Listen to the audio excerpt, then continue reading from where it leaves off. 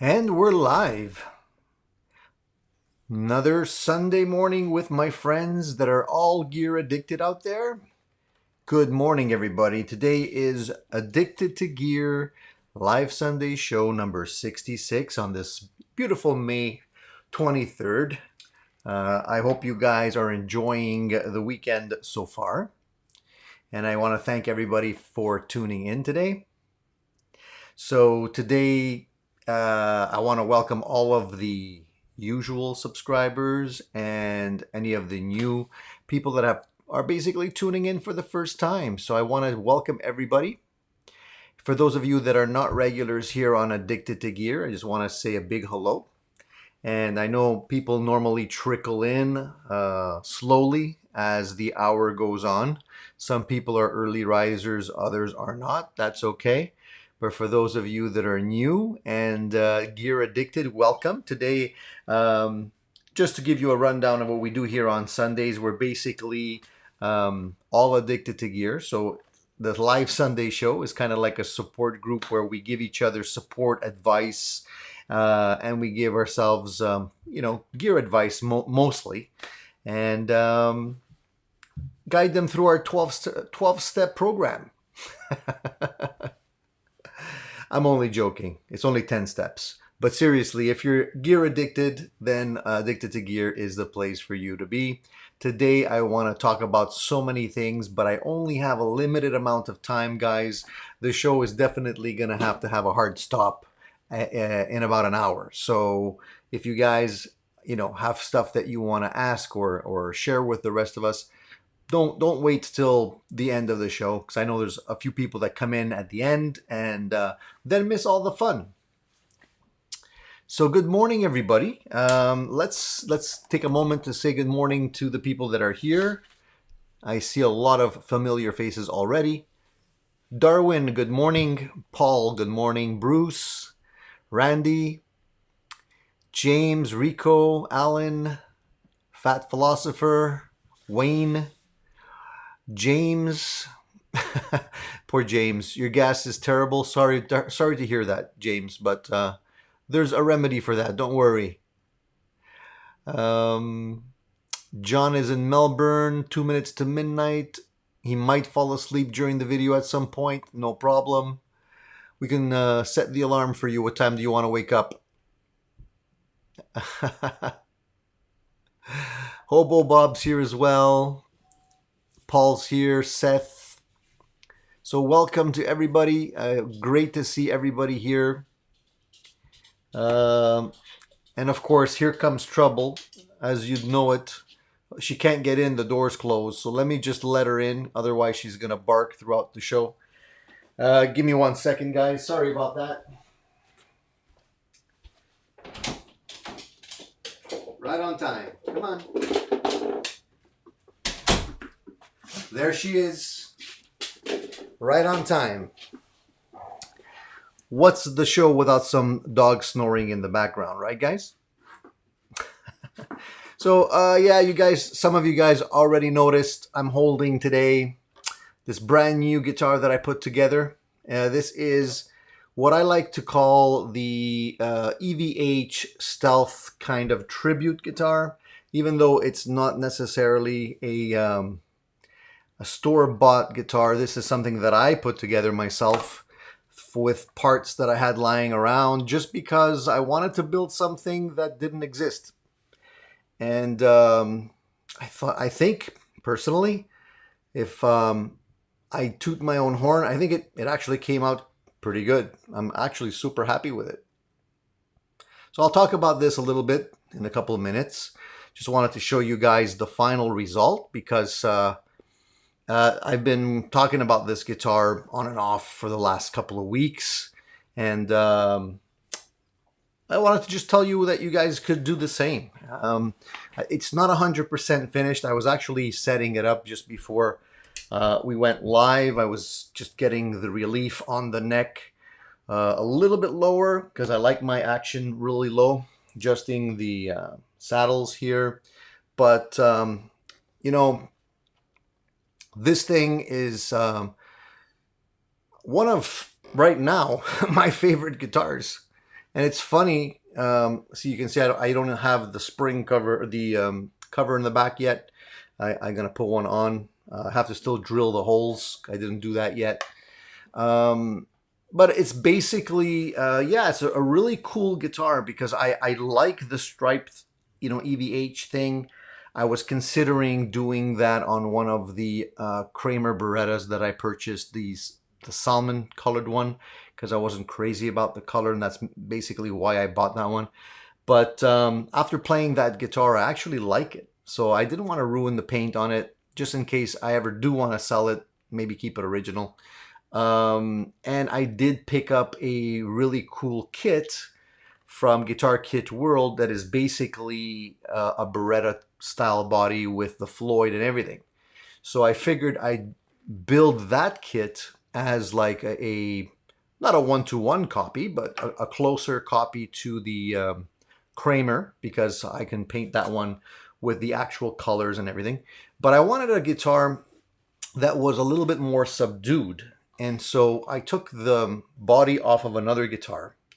And the reason I took this body was because it's so light. This is Paulownia wood, which is extremely light. I mean, honestly, guys, it feels like it's floating, right? So I really like that.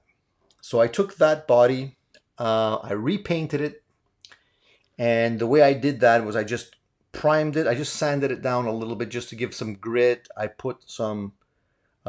sprayed it with some primer, painted it black, then applied the striping, and then put on the color on top of the striping, which is basically, I don't know if you can see it that well, but it's basically a sparkle gray, like a dark gray. Then removed the striping, the tape, then applied a bunch of coats of clear, let it dry, and put it together. The pick guard I got off of, I believe I got off eBay. I think I got it off Music Lily or something like that. And it's just basically a simple one humbucker pick guard, one volume. That's it. But I did want to have basically this is a 3-ply pick guard. I wanted to have the white because I felt that if it would be just completely black, it wouldn't be as nice. So I used that. The bridge was a bridge I had lying around. It was black, but the saddles on the bridge were not very good. So I had these saddles lying around. I forget the name of these saddles, but they're the ones that have a little bit of, I don't know if it's plastic or tusk or whatever the hell the material is, but right under the string, there's a little piece of plastic. You might be able to see it. You might not. I don't know. Probably not. But I put those in. Definitely an upgrade in the saddles, which I think is great. And if you guys remember the video that I did on my black Tokai, the Tokai that was it looks like a Black Beauty. That one there had some pickups in it that were Goto pickups that I actually swapped out for a set of I think there were Tesla Sharks, and I did a full review. You can hear the before and the after. And a lot of people actually liked the sound of the Goto pickups the before. So I hung on to those pickups. But because they had a gold cover on them, I ended up keeping them. And I did like the sound of those too. So I removed the gold cover and put that pickup in this guitar. And you can see that the slugs that have the adjustable screws, I don't know if you can see that, are still gold, right? Can you see that? So I didn't take those off. I kind of like the fact that there's a little bit of gold in there. It kind of gives a little bit of bling to the otherwise subdued guitar. But this is a pickup that has, I think, about 11K output. And basically the magnet in here is ceramic. So it definitely has a lot more output. And I thought that would be appropriate for this type of guitar. So I think it sounds pretty good. A lot of people think that ceramic magnets are not as good, or like, cheaper or whatever, but a lot of good quality pickups actually do use ceramic magnets just because they want to have more output. And beyond that, I mean, the neck, this neck came off of another guitar, and it's a 14 radius neck. It's relatively flat. I really like it. Bone nut. I put in a Charvel decal. It's not a Charvel neck, but I put in a Charvel decal because it looked weird without anything on it. And I felt that, it's sort of a tribute or a throwback to the 70s or the 80s actually, guitars that they had out there at the time. So I figured it would be appropriate to put that on there. And the tuners are stock cheapy tuners. They're not locking tuners or anything. What I did do on the neck, because the neck was not finished, didn't have any poly on it or anything like that. I just put some gunstock oil on it. That's the same kind of stuff that you put on rifles, which basically gives a little bit of a seal, but very, very light. I just put it on there, waited about 10 minutes, wiped it off, and then let that dry and applied some carnauba wax. And that's kind of the same thing that Music Man does with their necks. And I love the Music Man necks. The feel is incredible. So I left it at that. And I really like the simplicity of the guitar. It's just so simple. And the one cool thing I want to share, guitars that have only a volume, no tone in the circuit at all, actually to me sound better. And I don't know if Eddie did it just because he wanted something simple or if he actually preferred the tone, but I could actually vouch for the fact that it sounds better, because I actually have a Gibson that has a circuit that basically allows you to pull out the pot and bypass all of the electronics. So you're basically going straight pipe right out. And honestly, when I play that guitar with that option on, it sounds the best out of all of the options. So for me, that is something that I feel definitely sounds better. So keeping it simple sometimes is good. And honestly, I rarely play with the tone knobs on my guitars. I usually keep them full up most of the time. So there's really no need for that. And that's it, guys. So that's, it took a while for me to put it together, and, quite a bit of effort in terms of the paint job. That was the hardest part.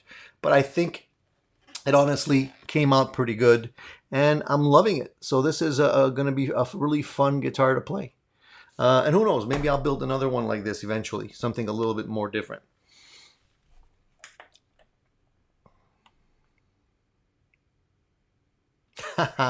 Larry says that Eddie had limited knowledge of wiring, so he put one pickup in because that's the best he could do. Well, I guess in those days it was a little bit harder to get schematics and stuff off the internet. Nowadays you can get wiring diagrams for just about anything and put together your own crazy wiring if you want to in most guitars. I think I heard that too. I think I actually heard the fact that yeah, Eddie was kind of limited. Rico says, did you stripe the original paint? Yeah, this is I did this. It's completely custom. Like I started off with primer, black paint, sparkle gray, put it together. Yeah, it's not a body that I bought painted like this. This is something that I did from scratch with rattle cans. Rust-Oleum rattle cans, believe it or not. And I usually wouldn't use Rust-Oleum on on any kind of projects. But I figured for this one, I didn't want to wait months and months for lacquer to dry. So I figured Rust-Oleum would be quicker because it usually dries in about half an hour. So not completely dry, but you can handle it. But you got to be careful, because if you lean the guitar while it's still not like dried 100%, you could leave marks on the paint. So you want to give it enough time to dry completely. Oh, Rico's asking, um, did you stripe the original? Oh, strip. Sorry. I thought I misread your comment, Rico. Yes, yes. No, I did not strip the original paint. I was too lazy to do that. I figured the paint underneath was relatively good. It didn't have any chips in it or anything like that. The only thing I did do was I filled the holes that were originally in the guitar. So all of the holes for the pick guard, all of the holes for the back plate were filled in. The holes for the where the knobs were, the strap locks was filled in, and even where I had the bridge, those were filled in too, because I wanted to re-drill new holes, and I don't like having a bunch of holes under the pick guard. So this pick guard, the holes on this pick guard didn't align to the other one, to the original holes that were there. And I don't like pulling out a pick guard and seeing a whole bunch of holes. So I filled those in and then painted it and then re-drilled for the new hardware, so you wouldn't be able to tell that it's been like a body that's been reused. So does that answer your question, Rico?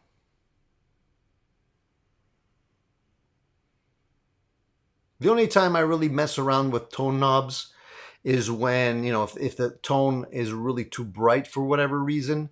I don't really like rolling back tone. I don't like that women tone most of the time for the stuff that I play. I don't really need that unless I'm looking for a specific effect. So for me, not having a tone knob on it on the guitar is not a big deal. Yeah, Wayne, thank you. I misunderstood. I thought he said stripe. I read the message too fast. But I'm really liking it, and I think I'm really enjoying playing it. It's not plugged in.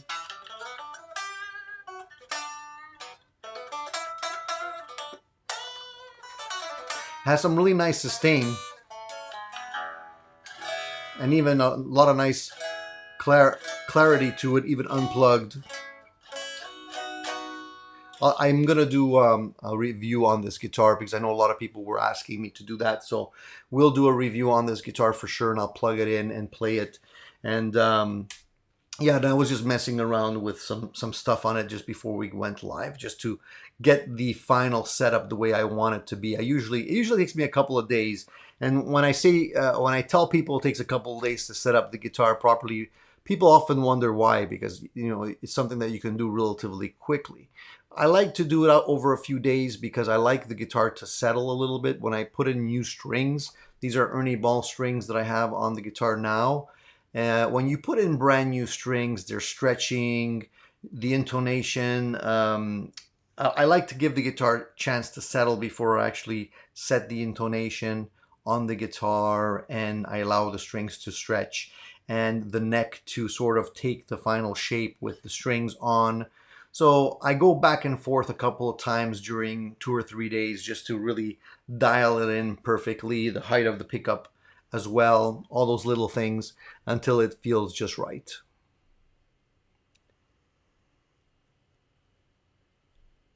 No, John, it's not a new body from a kit. It's actually a recycled body. It was a new painted body. I mean, new. It came from another guitar, so it was painted black, but I repainted it.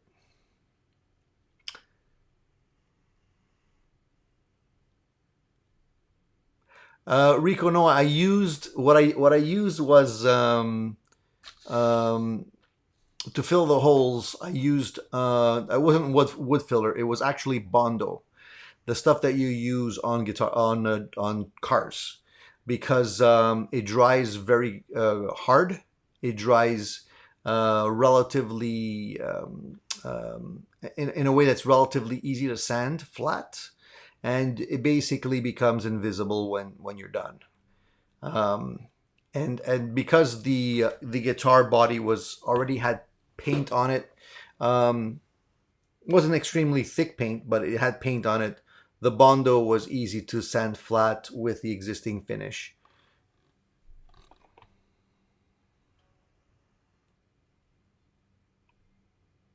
John, no problem. You're probably not confusing because in actual fact, I do have a few projects going on. So this was one of the projects that kind of I decided to do rather quickly, but I do have another EVH build project that I do have a guitar kit for, and that's another one. But it doesn't have a rosewood neck like this one. It's actually maple. It has a different headstock, that one, and it really is a body that is made to the same specs in terms of routing as the Kramer, the early Kramers. So that's another project. So I think I'm confusing people with all of my projects because I have a few going on at the same time. And actually, speaking of projects, the purple Telecaster that I've been ranting about on my channel and my live shows is just about ready now. And I'm thinking about possibly starting to put that one together either today or tomorrow. It's actually a long weekend here in Canada this weekend. So I figured it'd be the perfect time for me to work on that guitar, get it put together. I'm dying, really dying to get that one put together because I have a whole bunch of really cool components that I want to get in that guitar. And the pine body that's 100 years old, I can't wait to hear what that sounds like. I have a couple of different things that I'm thinking about doing with that guitar. I'm actually going to be putting in a set of TC204 pickups in that guitar. That's these here. These are Peg City pickups, for those that don't know. So these are going to be the pickups that are going to be going into that particular build. So I'm excited to try and get those in, just because these pickups are they're the magnets in the bridge position of this kit, this basic set, has a combination of A5 and A2 magnets, which I think are going to sound really sweet. So this is basically the engine that's going into that purple Telecaster. So I'm anxious to hear what that's going to sound like, and I'm actually doing something a little different with the tone circuit as well on that one. Normally I just do straight ahead Telecaster tone circuits, but in this case what I'm doing is I'm going to be putting in a really nice tone circuit made by Gun Street Wiring, which looks like this. I'm going to be talking about this in a little bit more detail, okay? Because it's a little bit special, this one. It's not your straight ahead Telecaster wiring. So I don't want to spill the beans just yet. Just suffice it to say that it's going to have a couple of little tricks up its sleeve. And hopefully become a really nice, flexible sounding Telecaster that sounds a little bit different than the other ones that I have. And I'm such a big Telecaster fan, I can't wait.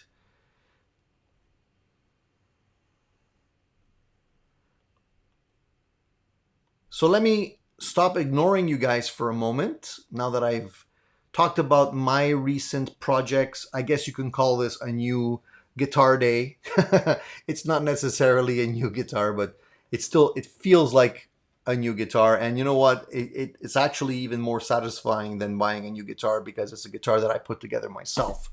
So that's always a lot of fun. So let's go back a little bit here and see what you guys are chit-chatting about. And if there are any questions, guys, not necessarily just about this guitar build, but anything, recent videos that I've put up, even though the videos have been trickling out a little bit slowly lately, any news, any acquisitions you guys have in your neck of the woods, just feel free to chime in. The only other thing I want to say is I'm probably going to put in a treble bleed on this, just because when you roll down the volume, it does tend to get a little bit darker. Now, I don't know if I want to keep that original or not, because I don't have a tone knob. I figured maybe that's okay because then when you dial back the volume, you can actually roll off a little bit more highs automatically. Otherwise, I'll probably put in a treble bleed to keep things bright, even though the volume is rolled down. So Alan's asking me if I've ever played a PRS SE Starla. No, I haven't. I haven't played the Starla. I have a few other SE. I have two SEs. I have a US core, and I like the SEs a lot, but I haven't actually had an opportunity to play the Starla. Is that a guitar that you're considering, Alan? Is that something that you're possibly thinking about buying?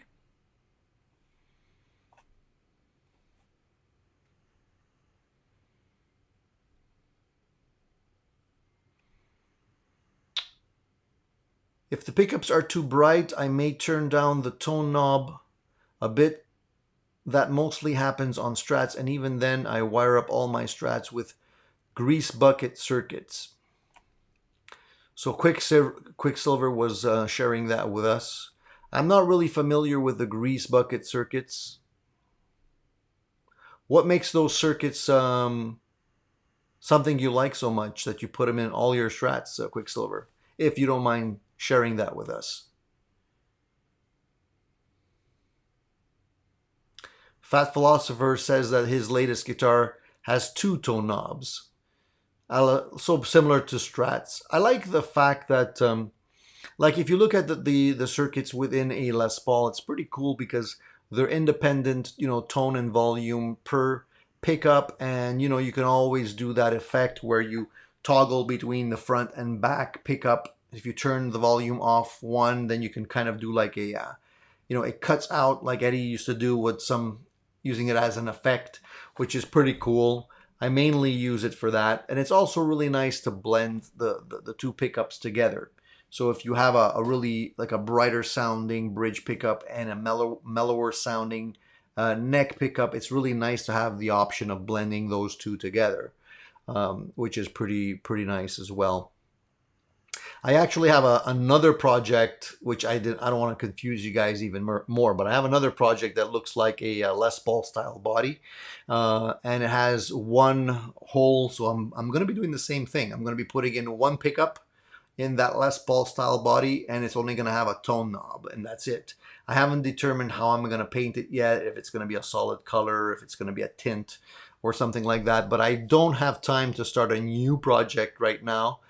Another new project, so I'm going to keep that one for a little bit till I decide what I want to do with it.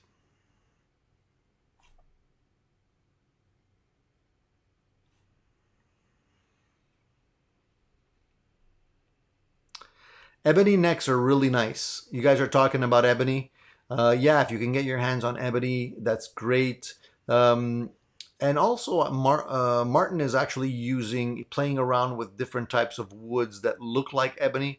As a matter of fact, I think they also have a fretboard that they actually make themselves that looks and, according to them, sounds like ebony, even though it's not ebony. It's really nice and dark. So there's a lot of what do they call that? I guess they call that engineered woods. There's a lot of engineered woods that are starting to come out, and I think they're starting to use a lot of those in guitars nowadays. So you have a lot of options available to you. I've even seen the acoustic guitars made out of graphite. If you guys have not seen those sound pretty. They sound pretty interesting. They definitely have a very bright immediate attack. Not something that everybody likes, but it's interesting to experiment with some new materials.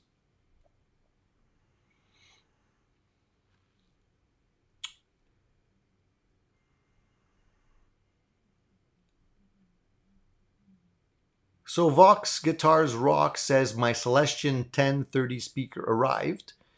He mounted it in his homemade cabinet and wired it to his Epiphone Valve Junior head. He says it sounds fantastic. The amp was pretty dark, but the 1030 speaker brightens it up nicely.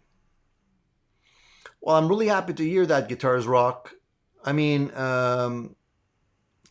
that's one of the things that I normally will play with if I don't bond with a combo right away. Sometimes the speakers that are put into combos are the right ones. I mean, the companies will experiment with speakers and try and get the right ones to match what they're going for in terms of a tone.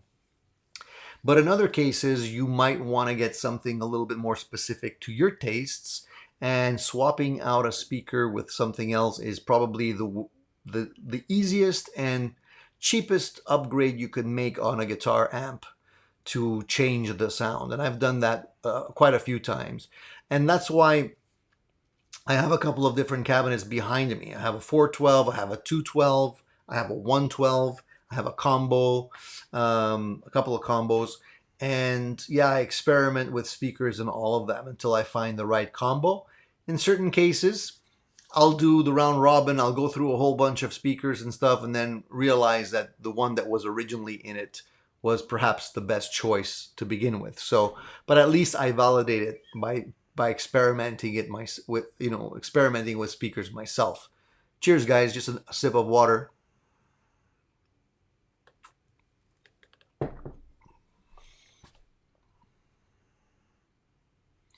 All right. So Quicksilver says he received his Shiji Strat last Monday, flawless and beautifully built. The paint finish is a bit different with an orange peel eggshell feel. Interesting that it has that. I wonder if that is because they're using a different type of paint, and maybe they're using nitro, maybe they're using something else. You shouldn't have an eggshell orange peel thing happening unless they're going for a matte finish. I don't know if that's the case or not. I've been trying to get my hands on one of those guitars. They're not easy to get.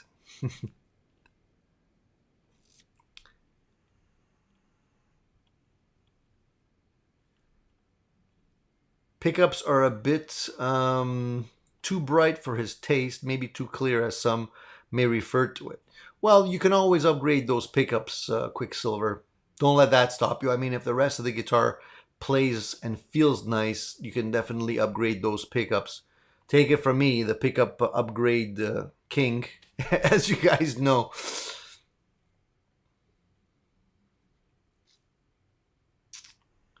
Larry says that his 2010 Les Paul has very light rosewood, looks like crap. I don't know if the 2010 Les Pauls, if that was the time that they were actually using roasted maple instead of rosewood. Are you sure it's rosewood? It may not be rosewood. It may be some other wood that is supposed to mimic rosewood but isn't. I think they were doing that for a couple of years.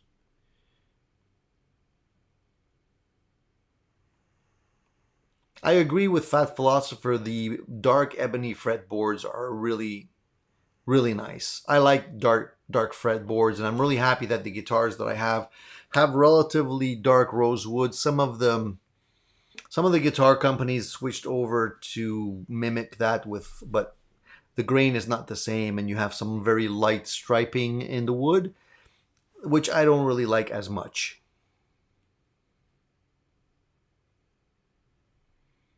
Tonefish is asking if anyone has installed a mid-boost circuit.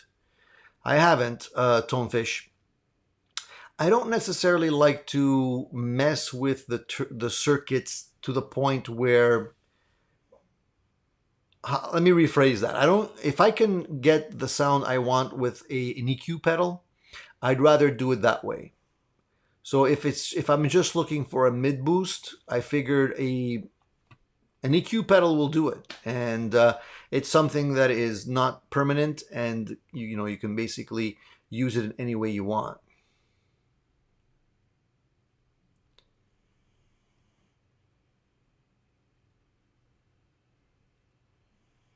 Quicksilver says, as always, right-handed pots wired backwards, so that's going to get changed. But it does come with a huge brass block and steel saddles. I think it's Goto. It's a Goto bridge.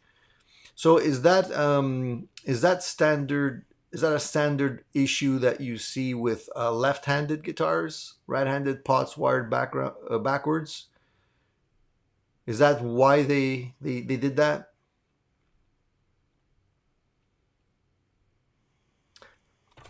Thank you for complimenting the guitar, Vox Guitars Rock. I appreciate it. I'm really proud of it. I really am.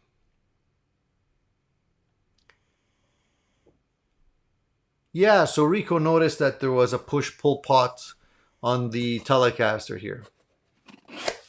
Yeah, there is actually a push-pull on this circuit. There is. But it does something something a little bit special. I'm going to explain it to you guys once we do the whole rundown thing. But these pickup wiring kits from Gun Street are really nice. So if any of you like to have something a little bit more unique for your guitars and you don't know how to wire it up, check them out. They have great kits there that you can buy for your guitars, and you don't have to worry about it so much. And you know it's going to be done right.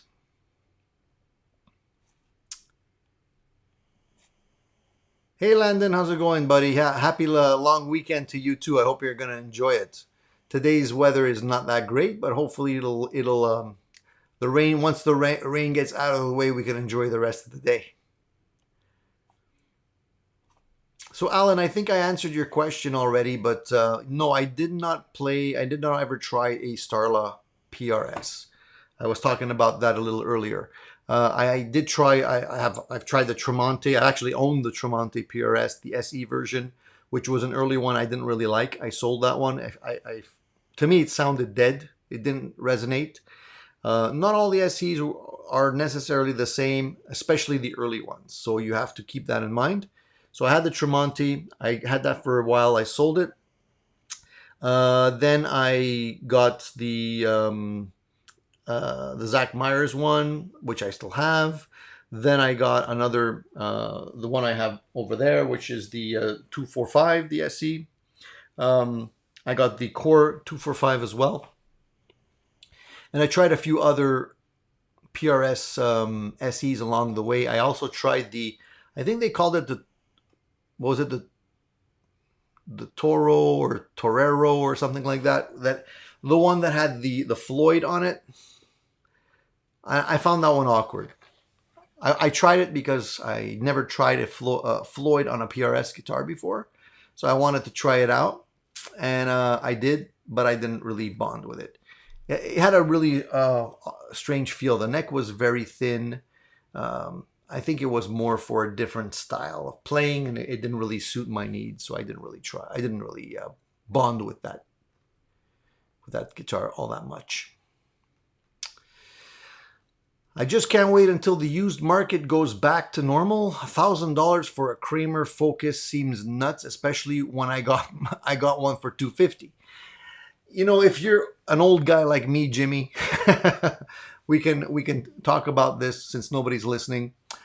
Yeah, you know, I see a lot of guitars that I've had in the past, and the pricing on them are through the roof, and I don't really. It kind of doesn't make me want to buy those guitars just because I know that I've had those guitars in the past, and you know, I understand how inexpensive they were when I had them originally, and now people are trying to sell them for more. I understand, you know, inflation, the idea of pricing going up, but it kind of leaves a taste in my mouth when I see that. So if I'm gonna, you know, have to spend $1,000 on a guitar, heck, I'll make my own. You know, like if I had to buy a guitar like this off the shelf from Charvel or whoever, definitely would cost me $1,200. And you know, I built this great looking and great playing guitar for peanuts out of parts that I had lying around. So it's really hard for me when I walk into a music store, because I do have the ability to build and paint my own guitars and set them up properly. It's really hard for me to get excited about a guitar when the price is like, you know, $1,900, you know, for a Strat style guitar, which I know how inexpensive it is to actually build one. And you can actually customize with good quality components and good quality necks and bodies, and come out with something really good. The disadvantage, obviously, as I always say, it's yours, it's unique. So, you know, if I'm going to try to sell this guitar to somebody, you know, how much do you think I'll be able to sell this guitar for, since it's something that I put together? People are not really willing to pay a lot for part caster guitars. So, you know, that keeping that in mind, I don't really want to sell the guitar. You know, if I get tired of this guitar, I'll just take it apart and make something else out of it, you know, and make something I want. So that keeps me happy, keeps me going, keeps me busy. When your hands and your mind are busy, you stay out of trouble. Fretboards have to be dark or maple. Poop brown is a no-go, says Tonefish. I like the dark fretboards as well. I agree. Maple is okay. I prefer darker fretboards most of the time. I don't. As you can see, if I move out of the way, most of my guitars back here have, you know, rosewood, rosewood, rosewood, rosewood, rosewood, rosewood, maple, rosewood, rosewood, maple, maple. What do we have here? Maple, rosewood, rosewood, rosewood, and rosewood. And then there's a few others, and most of them are rosewood as well. So for me, rosewood definitely outnumbers my maple necked guitars. Excuse me. Do you buff the guitar body to get that nice finish? Well, yeah, sometimes. In this one, when you're doing striped guitars, it's not the same. When you're doing one color, it's relatively easy because you apply the color, you apply the top coat, quite a few layers of top coat, then you buff. You can wet sand and buff the top coat. When you're doing a striped guitar like this, it's not as easy because there's a lot more reasons why the finish won't be perfect, especially if you're striping it up. You might have little, you know, little things that appear on the finish. So what I did with this one is I did a nice thick top coat, quite a few, and I did not wet sand the top coat. I didn't. I actually wet sanded very lightly before I did the top coat. So once I applied the gray, the sparkle gray, after I removed the tape, I just lightly wet sanded that, because you do have ridges when you apply tape to a guitar and apply another layer of tape. You're gonna always get ridges. So I lightly wet sanded that, very lightly, and then went ahead and put some really nice thick layers of the actual top coat, the clear coat, and I left it at that. I didn't really. I might have just lightly polished it with like a little compound, but not really too aggressive. So it's not perfect. You know, obviously you can do a lot better if you have polishing wheels. I don't have that kind of stuff here, so I do the best I can. But I'm pretty happy with the way it came out. So yeah, so I hope that answers your question.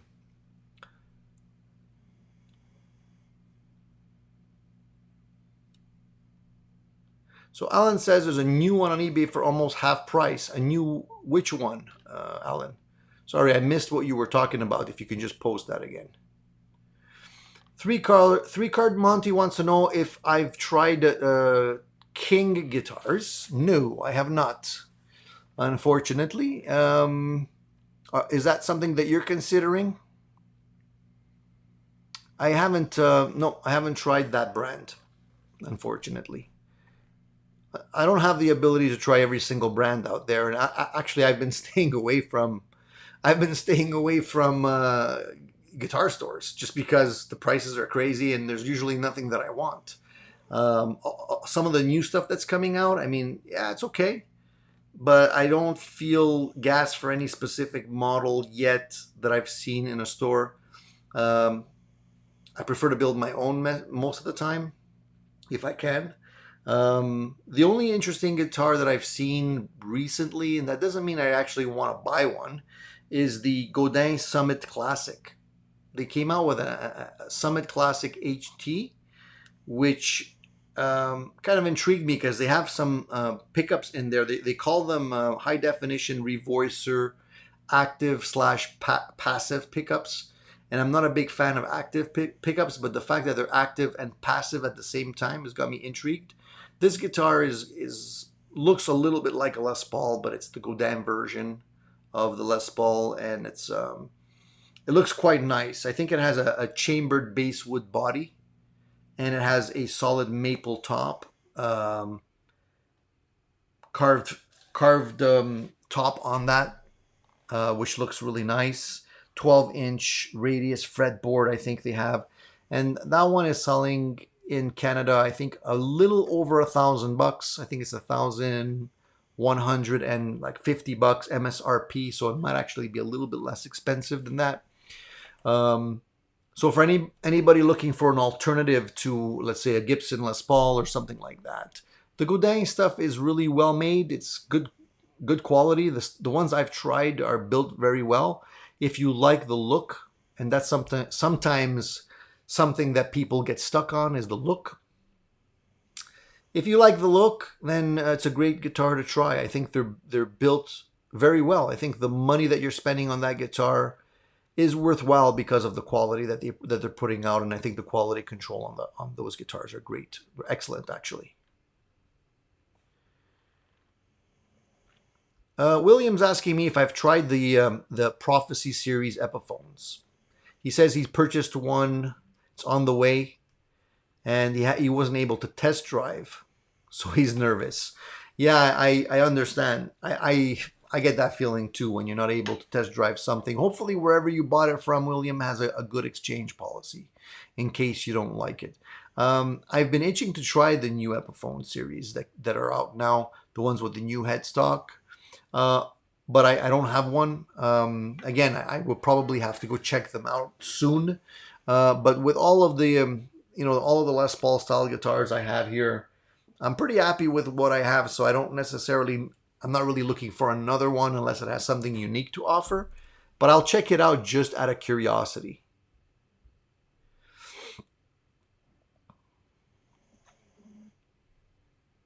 Fat Philosopher says, so many people on Reverb are delusional about what they think their guitars are worth. I've never shopped on Reverb, Fat Philosopher, and that's mainly why.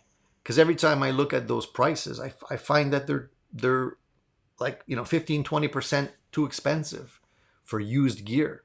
So I think most people will inflate the prices on Reverb so that then they can later lower the price and it's actually advertised and they show up in the feed as a good deal because the price has been dropped. But if you factor in the fact that most of the stuff is used, that you have to have it shipped, there's no real guarantee that it's going to be in good condition when it gets to you. Unless there's something very specific that I can't get anywhere else, I would kind of I don't know. I'm not willing to buy it off Reverb. I usually buy local as much as I can. By the way, I did take some of your advice last Sunday's show. We were talking about the fact that I was in the market for an attenuator, and basically because of the great, wonderful Marshall that I have there, the Studio Plexi, that I still have to post a video on.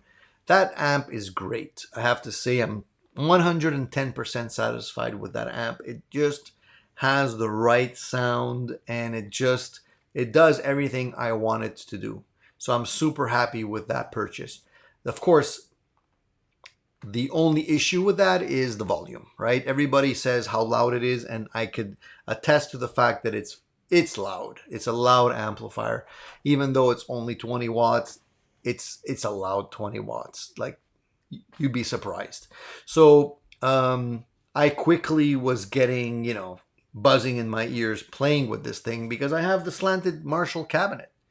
And the slanted Marshall cabinet, for you guys that don't know, is like a laser beam.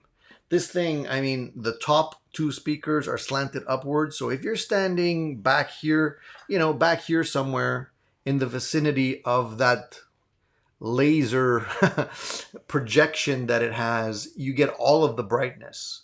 And I usually sit back here when I'm playing, and that thing is pointed to my head. So it's definitely like very, very loud if you're playing it within a room like this. So I had to do something. So I actually ended up buying an attenuator last week. I took your guys' advice and I ended up getting this one. This one right here. This is the Bugera PS1 Power Soak. I don't know if you guys know about this. This little unit, it's not actually that big, it's heavy though, is made by Bugera. Very relatively inexpensive. This I bought used, but it was in brand new condition. I bought it from someone who was actually trying to play his amplifiers in a condo. So I guess this came in very handy for him. It's really nicely made. I mean, this thing cost me about $100. And with this, you can actually attenuate, according to what's written on the tin here, you can attenuate up to 100 watts. So my amp is just, that Marshall here is 20 watts. This is 40 watts. That one there is, how much is that? I think that's 40 watts. It goes down to 5. But the sound of the amp cooking at 40 watts or the full 20 watts with this thing, it sounds good because you can actually get it to break up without any pedals. And it sounds rock and roll. It sounds like what you hear in your recordings. You know, you've heard it a million times. The cool thing about this attenuator is that it has 4 ohm, 8 ohm, and 16 ohm outputs. So since I have quite a few different amps, it's nice to have the flexibility of plugging in different types of speaker cabinets. The other more expensive ones, some of them didn't have that. Some of them you had to buy one specifically for 4 ohms, one specifically for 8 ohms, like the hot plate, and they're expensive. So I didn't want to do that. And this one also has an emulated mic output, which you can also control here. I haven't tried that yet. I didn't really buy it for that reason, but I will try it out. And I'll do a full review of that one as well for you guys if any of you have the same issue as me and you're trying to play and get that full nice saturation at home.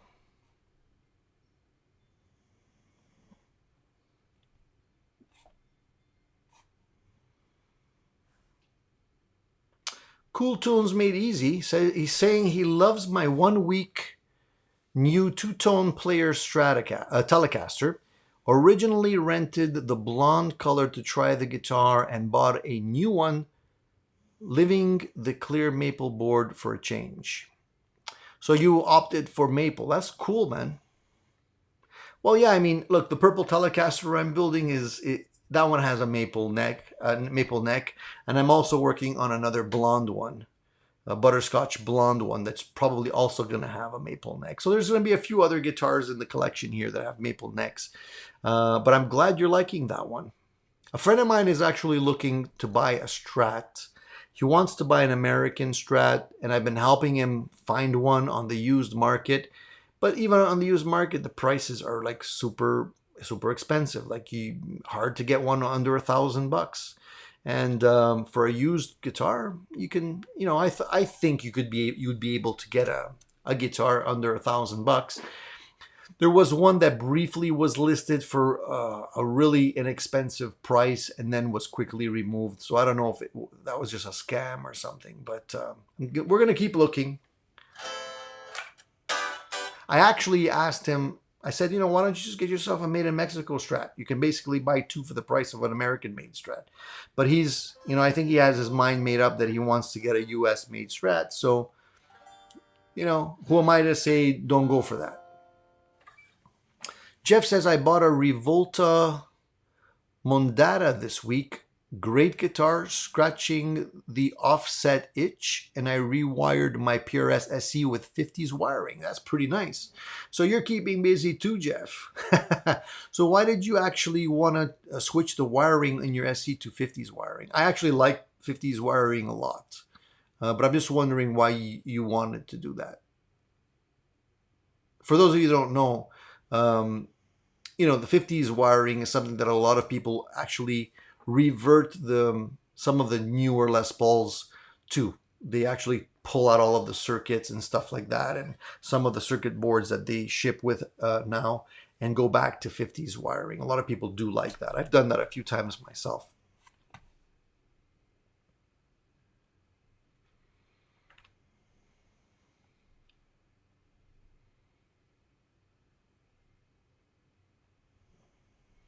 Hey, Crane Arnett, thank you for joining us. Nice to see you, buddy. Seth says, finished another hardtail Strat build this week. Seth is really keeping busy. Excuse me. Vintage 3-tone burst, 50s style Fender neck, heel truss adjust, hip shot bridge, locking keys, 1991 Fender loaded pickguard with the Marzio bridge. Hey man, it looks like that's a really fully loaded guitar build you have there. It sounds really nice. Send some photos, man. I'd love to see it. Jack says he got a new strap. Hey, Jack. Hey, man, sometimes little things like that keep you going and save you money. I'm perfectly happy buying little things like that and keeping my addiction at bay for more expensive things.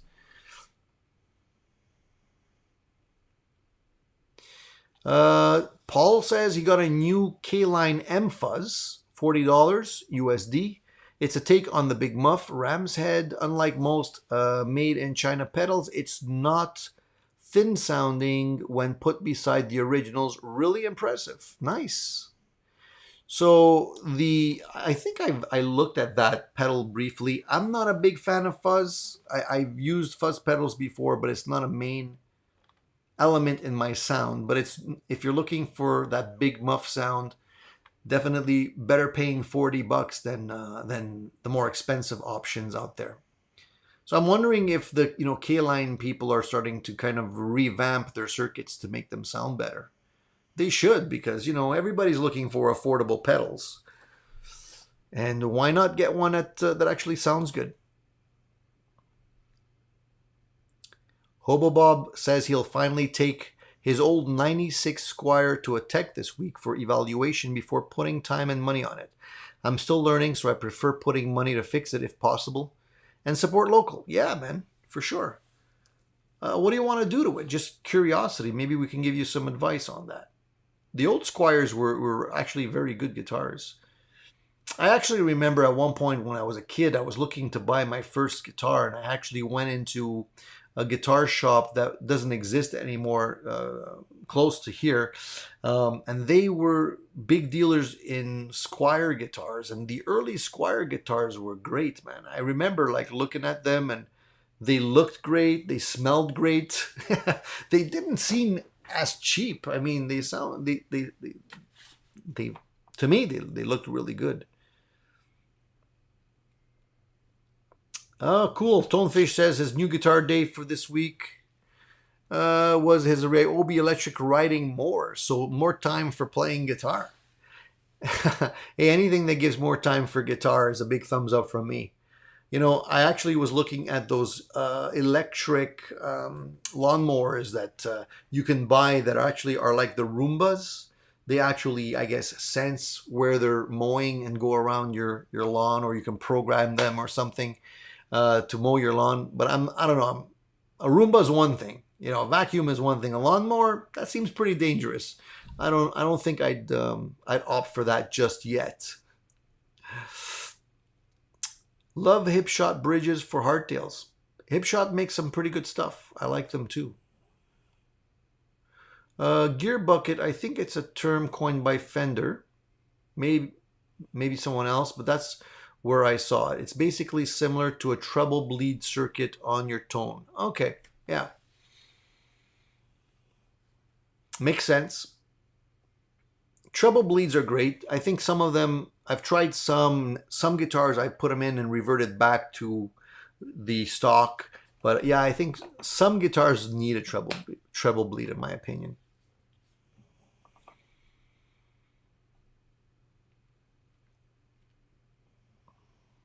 Yeah, I get it, Quicksilver. Yeah, I've had treble bleed circuits in my guitars. I just wasn't familiar with the term.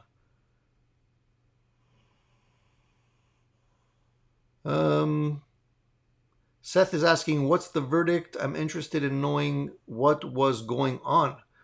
Yeah, I'm a little confused. Verdict on what, Seth? Sorry, I might not be following the comments as closely as I should.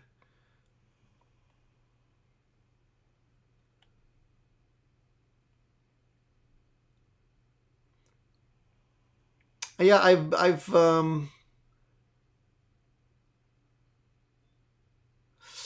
I'll see with them this week. They had a spot available. Got a call before going due to COVID, and I guess the big backlog. Sorry, I don't know. I think you guys are still talking about some other purchase that I'm not following. So forgive me for that. Is that the see-through mug from last week? Yeah, it could be. It's not see-through this week. I got rid of the backdrop. I don't know. I thought it was a little bit corny. So I'm just going au naturel this week.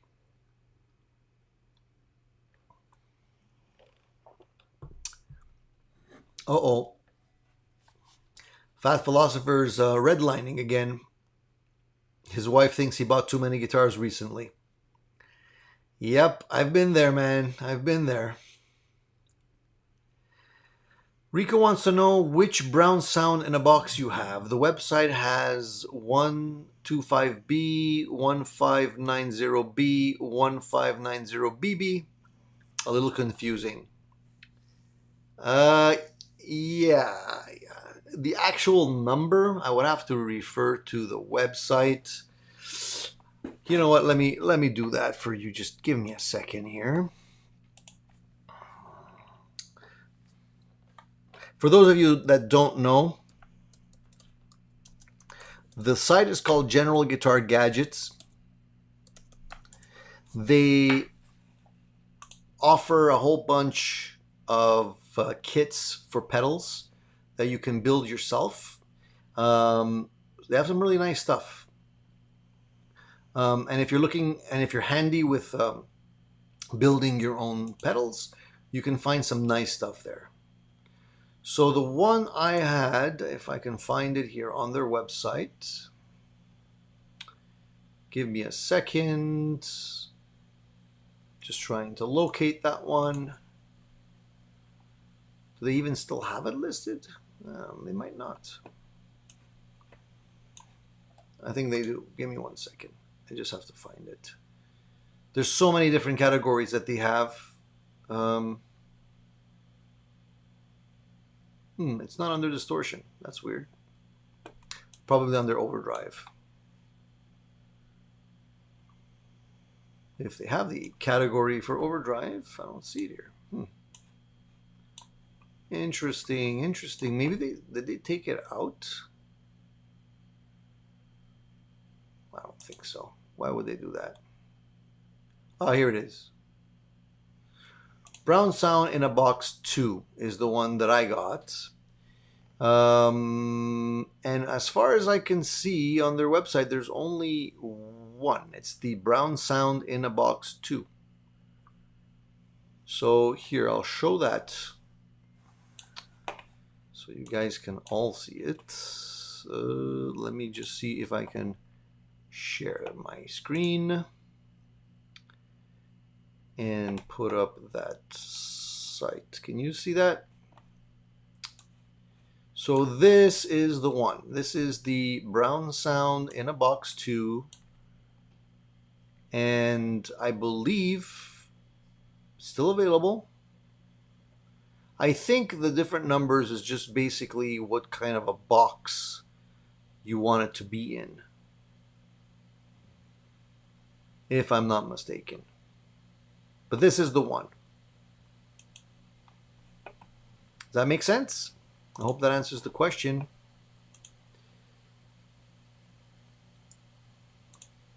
By the way, it's a great pedal. I was even thinking about getting another one. Paul says, have you tried the K-Line Leon Drive? It's an OCD clone, really well done for $30. No, I haven't tried the Leon Drive. Yeah, I'm going to write it down.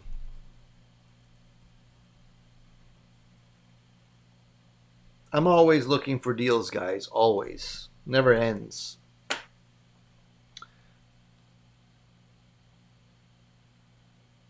And Paul says, I have on order the same new line, the K-Line Queen Bee. It seems to be a take on the T-Rex Mudhoney, which is a lower gain take on the original Boss OD1. So everything's kind of like related to each other.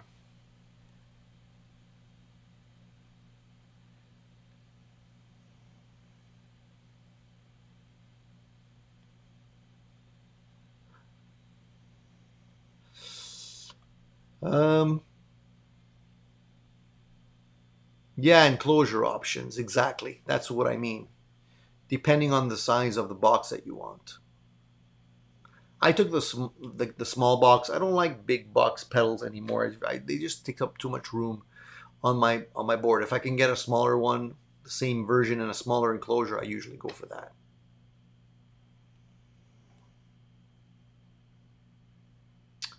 Have I ever tried a Timmy overdrive? Yes, I have. Yeah, I have. Great sounding overdrive pedal.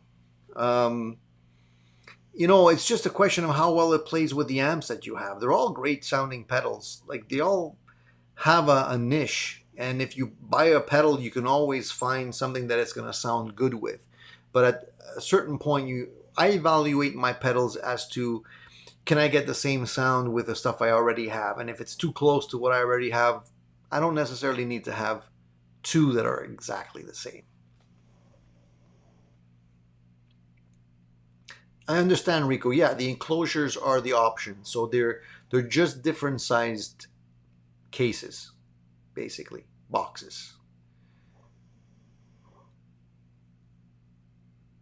The OD1 pedal from Boss is still good. I mean, a lot of people knock it because it's been around forever. But there's nothing wrong with the OD1. And a lot of people are actually even making mods for it. So you can actually take the original OD1, swap out a couple of resistors and stuff inside of it, and make it sound better.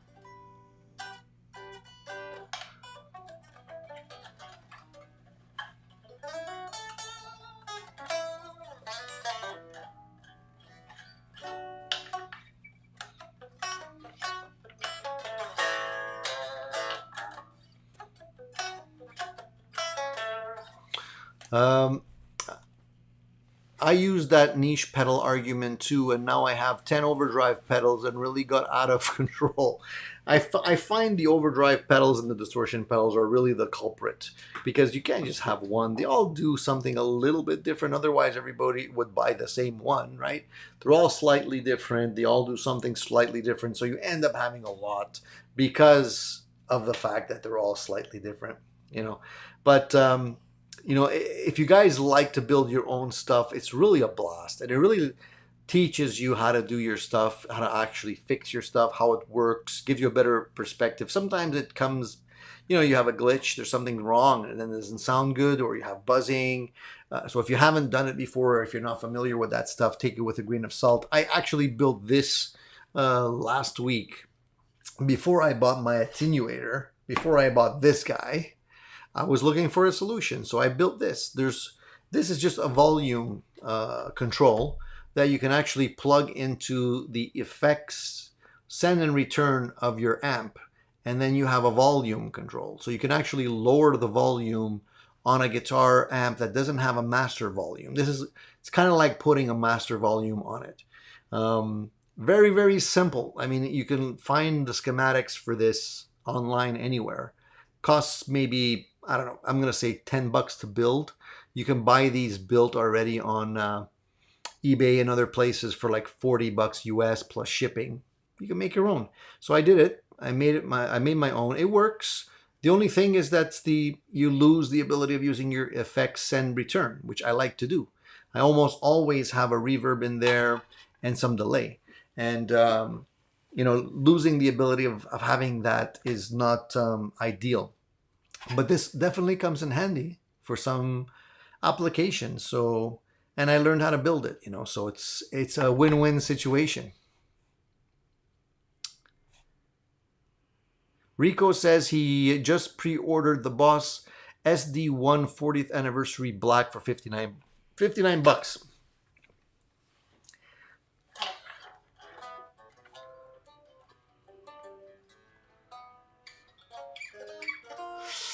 Paul says he's got a full tone OCD. It's a pedal made by Mogo. It's not a clone, but an illegal forgery both inside and out.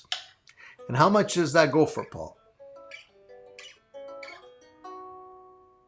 I'm just wondering, I've seen a lot of these forgeries, let's just call them clones, for almost the same price as the original.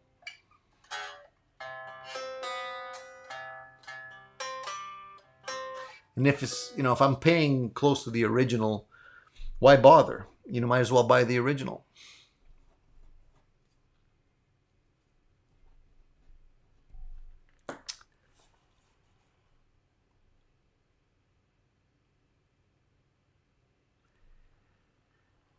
The Leon Drive, yeah, it could be the ripoff. I don't know if we can consider them ripoffs, but I mean, all of the pedals that are, or not kidding, maybe not all of the pedals, but the majority of the pedals that are available today are all clones of something else. We're all variations of something else. So a lot of people get really miffed when people start talking about pedals that are kind of clones or ripoffs of the original.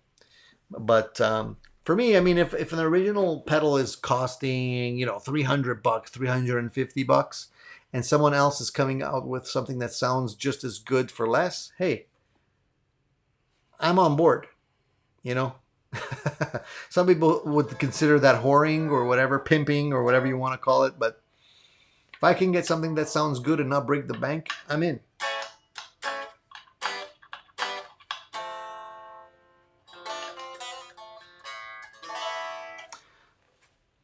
Rico wants to know, what grit sandpaper do you use for wet sanding? 3K, 5K? No, that's way too high.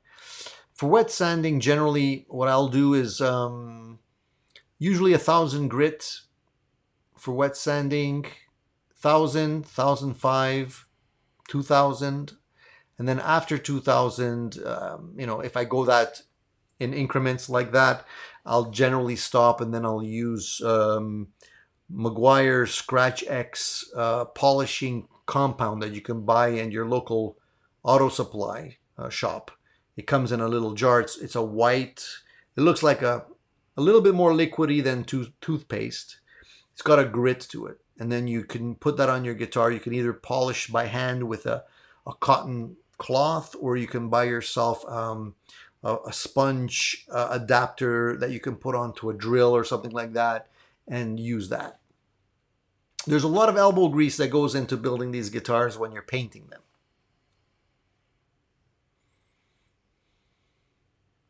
So Bruce says you can still use the effects in the effects loop.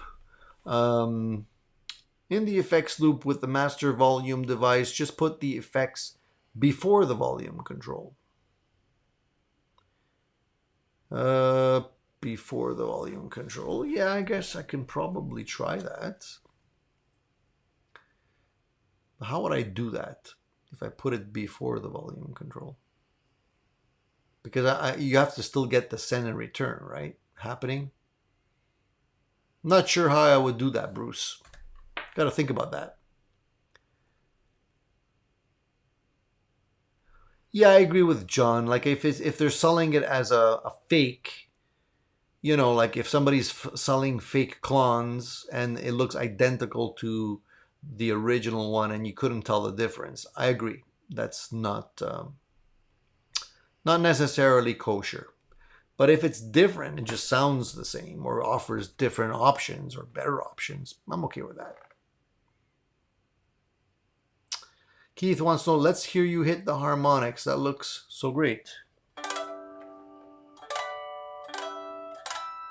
How's that? Can you hear that? I don't know if it picks it up.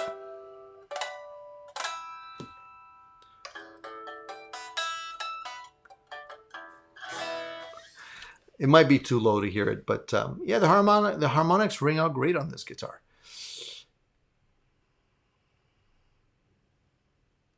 So Randy says, sorry, in the loop with your volume box. In the loop. All right, I'm going to try that, Randy. I'll see how it works. Quicksilver says, yeah, I do the same. If it's cheaper, it's cheaper. Call it what you want, but I don't think a pedal should cost $250 or $400 like the Jan Ray, which is a Timmy clone. It's ridiculous. Yeah, I agree. I agree with you, man. Cheap is good in my opinion. And even if it's not 100% the same, if it's close enough, it's good. You know? How close do you need to be? Paul says nearly all clones are made 5 years after the original and would be past the patent day. So I guess that's how they get around these things, right? You can't have a patent forever, I guess. Was it not Electro-Harmonix that recently took somebody to court for something that they built that was very similar to one of their pedals and actually won? I don't know. I don't remember the full details of that, but I know somebody got in trouble. I'm not really sure. I can't remember. Yeah, you can definitely use toothpaste, but toothpaste, the grit on the toothpaste is actually too gritty for what you need when you get past like 2000 grit sandpaper. The actual toothpaste is actually too rough.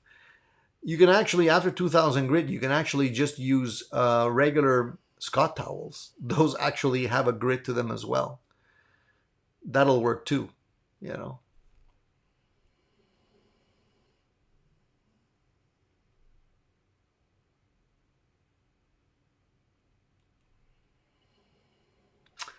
Dan says, I use an equalizer at the end of the effects loop pedals so I control input volume into the effects loop. That's a simple idea. You're right. Yeah. Is that bridge floating? Yeah, it is floating. It's a floating bridge. You can see there, floating.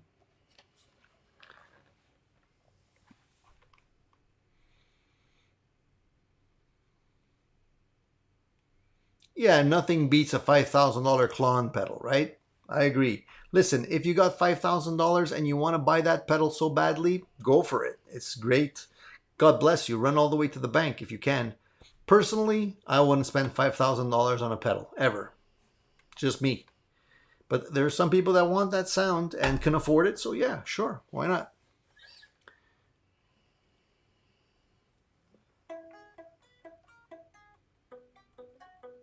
So Bruce says send goes directly to the input of the effect. Output of the effect goes to the input of the master volume control.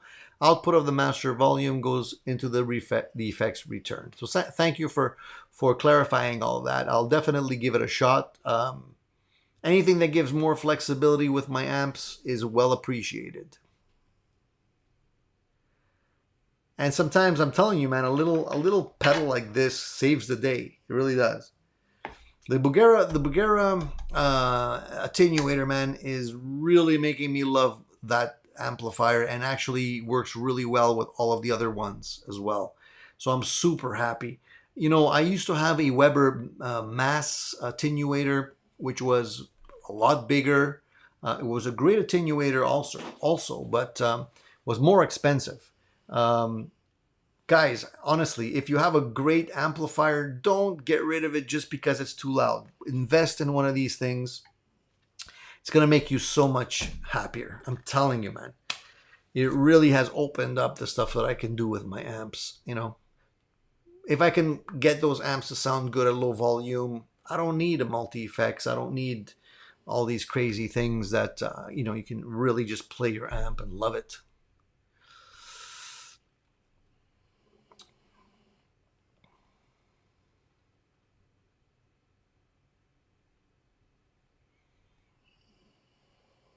Seth says he still uses the Keeley Java that his dad was using for the past 20 years. Do effects pedals actually ever expire? I mean, will somebody not use an effects pedal because it's old? You know, I'd love to have stuff that I've had 20 years ago. I used to have all of the MXR stuff, all of it. All of it. The chorus pedal, the big yellow chorus pedal that had the plug, had a 3+ pronged plug on it, that thing, because it needed more juice, I remember. And I've seen one recently, a reissue, I think, for $350. The flanger, the distortion plus, I had two of those. The ones with the script writing on them. I had the whole, basically almost all of the pedals that MXR made back then I had, and I sold them. I'd love to have those things today. I don't think pedals expire. Hey Keith, thank you so much, man. Thank you so much for that super chat, Keith. I really appreciate, man. Thumbs up. I always like, I mean, guys, honestly, you guys are supporting the channel, and I really do appreciate all of that. Actually, I forgot to mention, if anybody does want to grab some swag, there's a coupon code ATG66 for the Addicted to Gear Show 66 in the comment section. So if you want to grab any swag, you can get yourself a 10% discount today and tomorrow. Just something I want to give back to you guys. But thank you very much to Keith for that super chat, man. I appreciate that.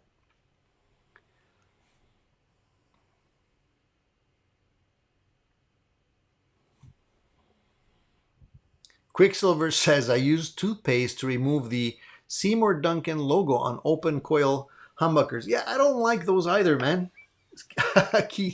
Quicksilver, I think you and we agree on a lot of things. I don't like the big Seymour Duncan name on the pickups. I usually take that off as well. You can usually take them off with some lighter fluid. That usually works. Nail polish remover, something that won't damage the pickup. Even just very light sandpaper will take it right off. I've done that in the past too. I don't like that. So Dan of New Jersey says Moore copied their software directly, even to the extent of leaving the developer's name in the software. Well, that's not too smart. If you're going to do something like that, do it properly. So I guess they got slapped on the wrist. I wonder if they had to pay damages on that. What ended up happening with that scenario?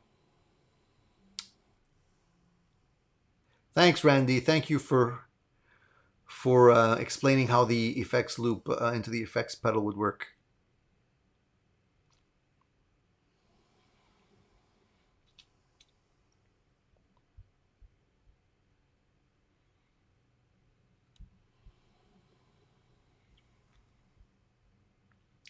I bought the OCD out of curiosity. I had a chance to compare it to another older V1, and it's the same. Good thing as it's not sellable. Okay. Yeah, I get what you're saying. It's still nice to have that in your toolbox, I think.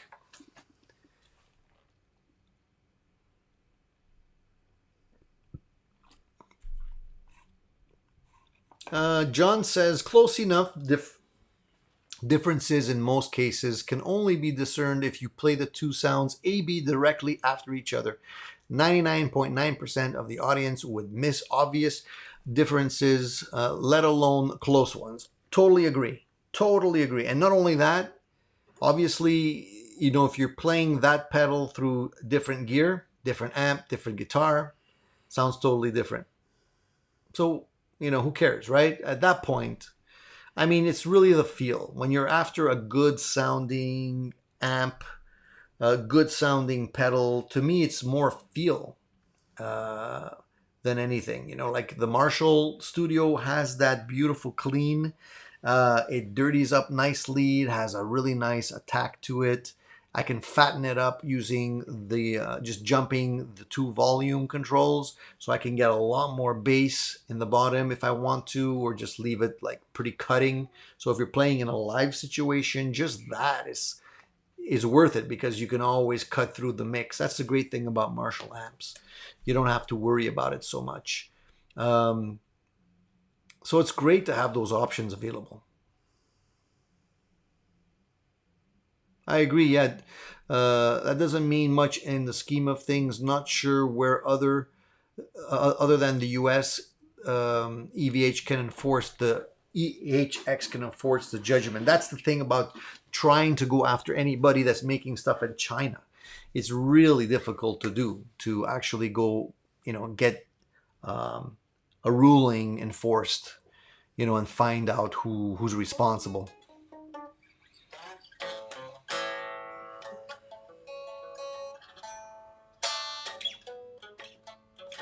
Paul says Moore got sued for making an octave pedal literally running on the EH software. Yeah, that's what we said earlier. Yeah.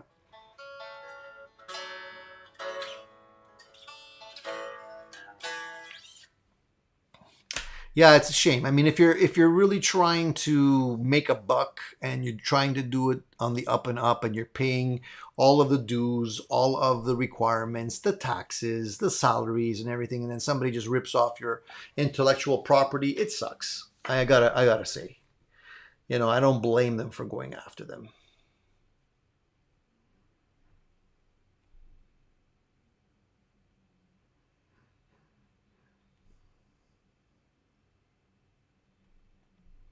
Quicksilver says, I have $10 and we'll hit the dislike button.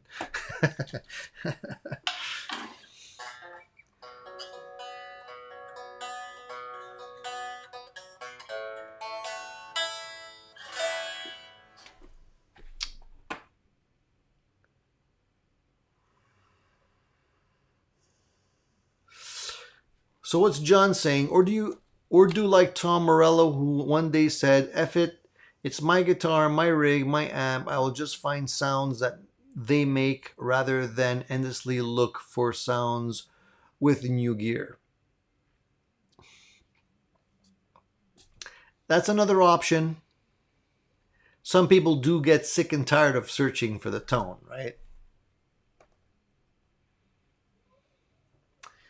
Cool Tune says he bought the Bugera V22 Infinium amp. Honestly, a sweet amplifier.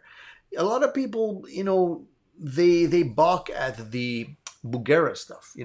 Even this thing here. Like I thought to myself, if I buy this, is it going to be roadworthy? Is it going to die? But I think the rumor has it that this is actually the same as the Jet City version. So I don't know if they licensed it from Jet City or Jet City licensed it from Bugera. I don't know the entire story, but a lot of people, they like the sound of the Bugera amps. They just criticize the quality control, perhaps because the original amps when they came out did have some issues, but I wonder if they've actually ironed that out and if they've resolved those issues.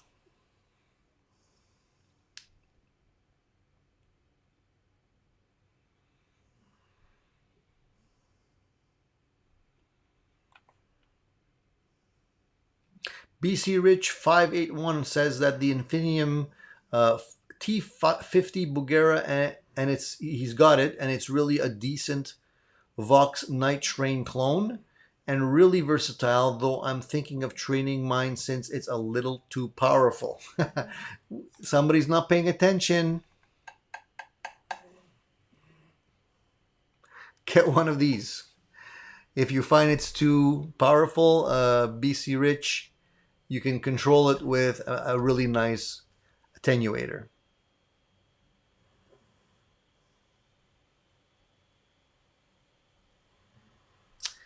No, Jeff, this one is like a volume knob. It basically works like a volume knob. You can just turn it. There's no notches. It goes from 0 to 100. The only thing I'm going to say about this is that when you plug it in initially, right off the bat, it probably drops the volume 50%. And then you have the control knob here that will take care of the rest. That's how it works. No clicks. Some of them do, though. Some other models that I've tried do have clicks. This one doesn't. You can definitely use a volume pedal. You can use a volume pedal. You can put a distortion or an overdrive pedal in front of your amplifier, and then just play with the volume on that. You can use that almost like a master volume as well.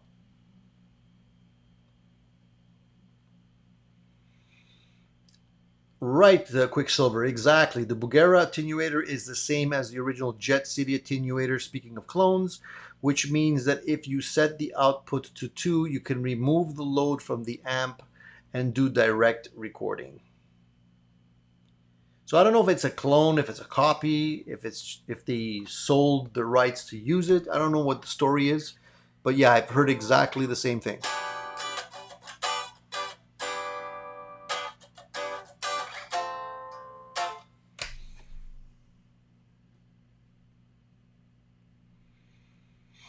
So I did not know that, Paul. Thank you for enlightening me. Software is covered under publishing protection, not patent. Publishing goes on forever. Interesting. Good to know. You got to protect your ass if you're planning on doing anything illegal.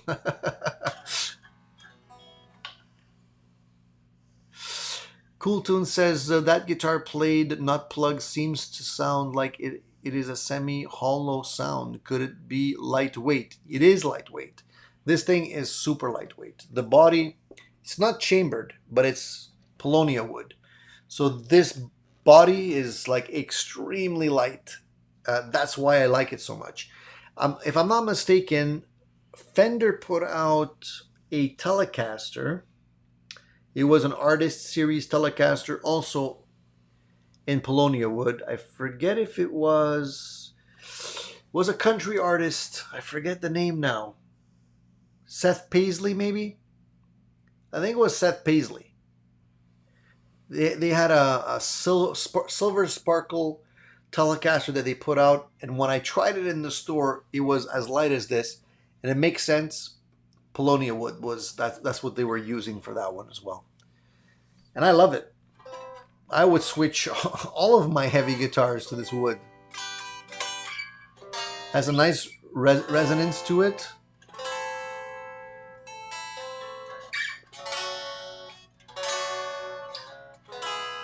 Sounds great in my opinion, so I'm happy with it.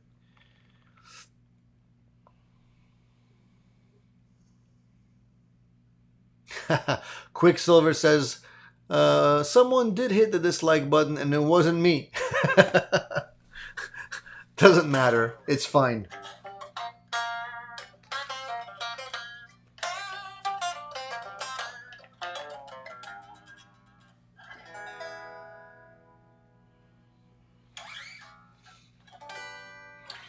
I don't really mind when people hit the dislike button. It's fine. Everybody's entitled to their opinion. And actually, in the eyes of YouTube, it's just more interaction. So it actually benefits your channel if somebody actually interacts with it by leaving a negative or positive comment. So it doesn't really make a difference. Hey, Rico, have a really good Victoria Day to you too. Enjoy yourself. Enjoy the weather if you can as well. Yeah, Mickey Mouse is entering the public domain, but Disney will still sue you. Absolutely. It's just funny because I've been to Disney and it's like you can buy the gifts and the keychains and stuff in Disney and pay them quite a bit. Or you can just take a little drive to the closest Walmart and they have exactly the same stuff. Made in China, obviously, just like Disney, and you pay it at a fraction of the cost, and you get the same stuff. So, whatever. It's a crazy world we live in right now.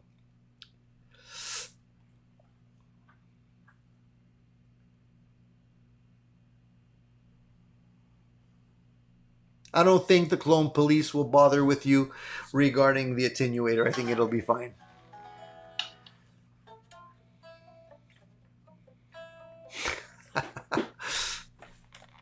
You know, you're joking about Disney, but I was reading online. I was reading about Disney and all the crazy things that go on behind the scenes, and how they have like undercover security all over the place. in Disney because the last thing that they want is to have like a child abducted or go lost in Disney. If a child goes missing in Disney, it automatically locks down. Nobody gets in or out till they find the missing kid. And now that when you walk in Disney, you have to actually scan your prints, and it's crazy because they know exactly like who's in there, who's not in there. I'm sure if you're like a pedophile or a sexual deviant and you're on some list, they'll know about it as soon as you get in there, which is not a bad thing. It's a good thing. I'm wondering if they have snipers on the roof of the castle or something, but apparently they have a whole network of tunnels underground so that all of the people that act in the parades and all that kind of stuff, they can move around the park and not be seen, and they go underground. So it's pretty crazy, man. There's probably a lot more to it than we actually know. Brad Paisley. Sorry, did I say Seth Paisley? Brad Paisley. That's him. That's exactly it. Sorry, sometimes my mind, it doesn't work sometimes, especially early in the morning.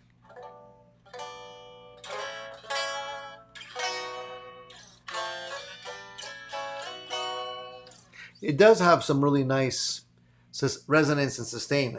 Like I said, I'm loving this guitar. I'm going to be playing this guitar. You know what the crazy thing is? Probably going to be playing this guitar more than my Sir. And in terms of price, probably less than 1/10 the cost of the Sir. The new Fender American Pro 2 guitar on certain see-through finishes are roasted pine bodies instead of alder and are very light. Yeah, I like any kind of light bodies. I think some companies are even weight relieving the bodies, which I don't know how far you can go with that on these guitars. I mean, this entire section is weight relieved automatically under the pick guard. This entire section is weight relieved right here. So how much more weight relieving do you want to do? You can, unless you want to be like, Billy Gibbons that weight relieves even the necks on his guitars. It's crazy.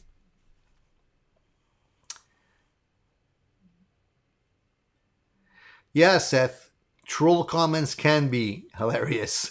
It's funny. You should see. I mean, you have no idea the stuff that I see.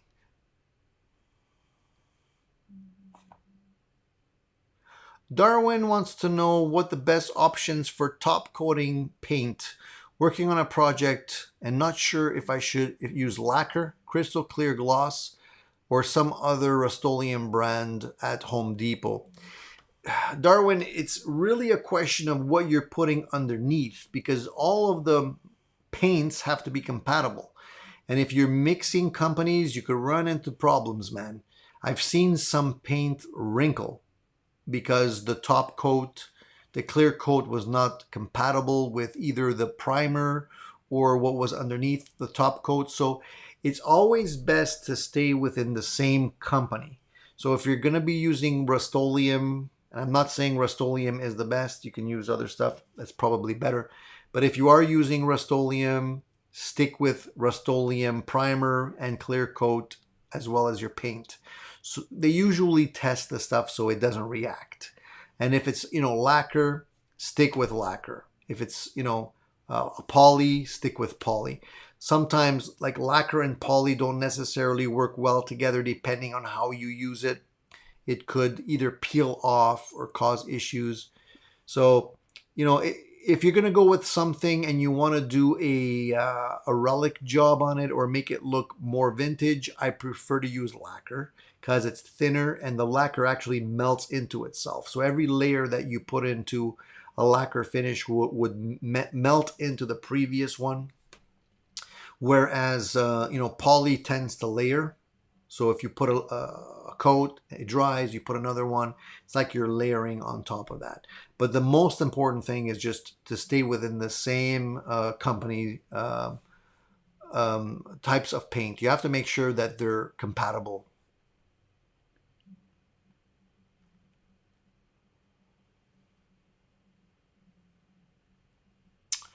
Ah, I see. So there's a little history for everyone. So Bugera was originally German, and the unit was made in Germany. They moved the build to China. The Bugera is the original, the German company, and was bought out by Behringer. I see. I see. That makes sense.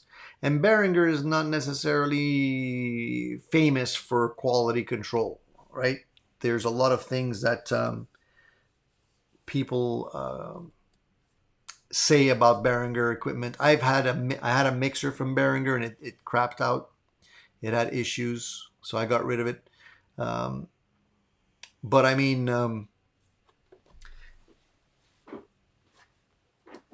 I don't mind having stuff that's less expensive, but I want it to last. Obviously, that goes without saying, right? John says, one day my prince will come. Prince as in your photos?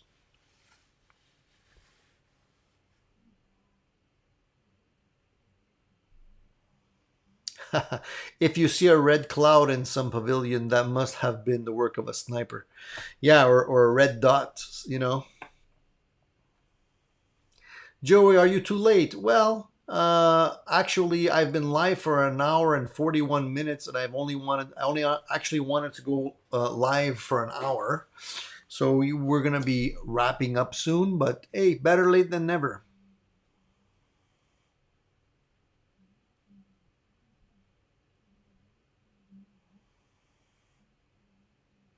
What gauge strings do I use? I usually, right now I'm using nines, actually 9.5s, and they're Ernie Ball. I've I use tens, nines, 9.5s. I'm trying out the 9.5s for the moment. So far, I like them.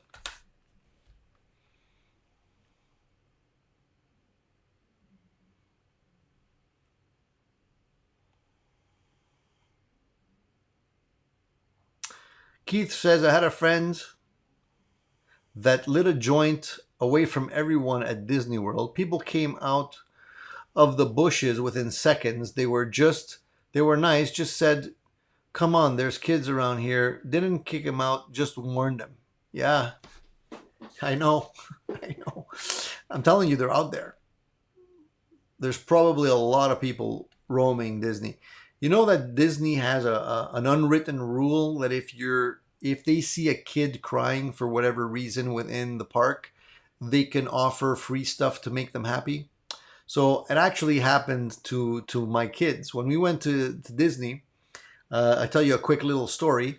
We went to Disney and everyone had a budget. So we gave our kids a limited budget that they can use to buy something at Disney because they're going to want to buy something there. So one of my daughters decided that she wanted a henna tattoo. So she got a henna tattoo. My other daughter who was younger at the time, wanted a henna tattoo also when she saw her sister getting one, but she had already spent her money. So we said, listen, we wanted them to learn. They had a budget. They had to be responsible. You spent your budget for today, so you won't be able to get your henna tattoo that day. So of course she started to pout and she started to I don't remember if she started to cry, but she definitely wasn't happy. And the woman saw that, giving my daughter the henna tattoo. So she gave her one for free. She's like, here you go. So I think they have, there's an unwritten rule there that they can make them happy.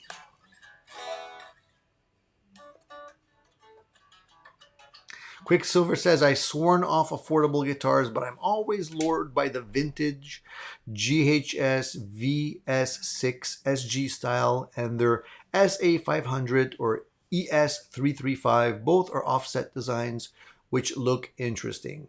I like the vintage stuff. I actually do. One of the guitars that I have is a semi-hollow body 335 copy. It's actually an older one, so it's not offset, so it looks a lot more like the Gibson one. And I think it really plays great. I need to play that guitar a little bit more. I haven't played it in a while, but I should definitely break it out. Hey, you're welcome, Darwin. I'm glad I can help you. Uh, Squire CV70 Strat with a popular body that is super light, even lighter than my popular contemporary Strat. I played another 70s CV in a shop yesterday, which was nowhere near as light as mine. I don't know if they're sourcing all of the wood, like even though it's the same species, I don't know if they're sourcing all of the wood from the same place. In some cases, maybe the wood is simply not dried enough, because getting the moisture out of the wood will definitely lighten up the wood quite a bit.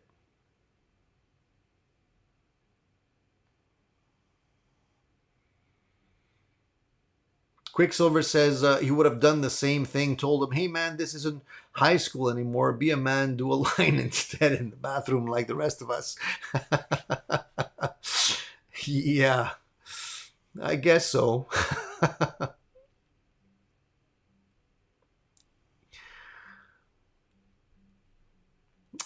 Paul says, Tony, your Power Soak is the exact original build and has not changed in at least 20 years. You could buy one in the 90s. That's pretty cool to know. So it's a reliable unit then, in your opinion, Paul. I'm okay. I should be okay, right?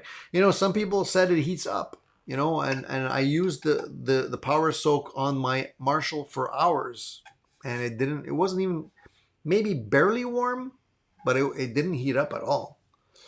So I'm happy about that.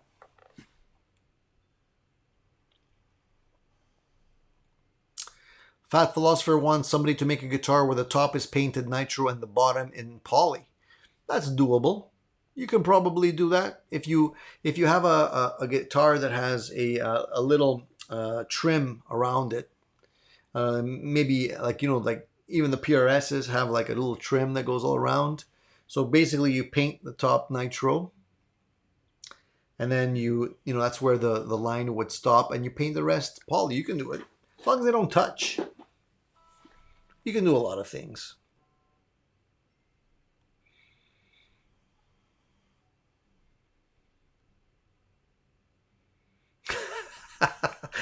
Larry says he cried at Guitar Center once. They didn't give him anything. I did that too after I saw the invoice of what I just got clipped for. Yeah, that's supposed to be the slogan, the happiest place in the world.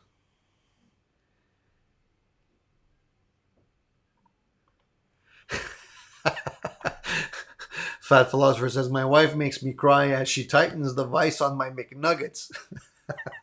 But I never get anything. You guys, sorry to hear that, man. What's that?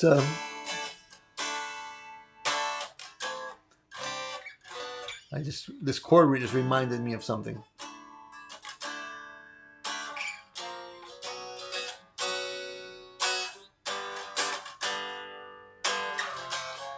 Oh yeah, that's the Crowded House, I think. Something like that. Don't dream it's over.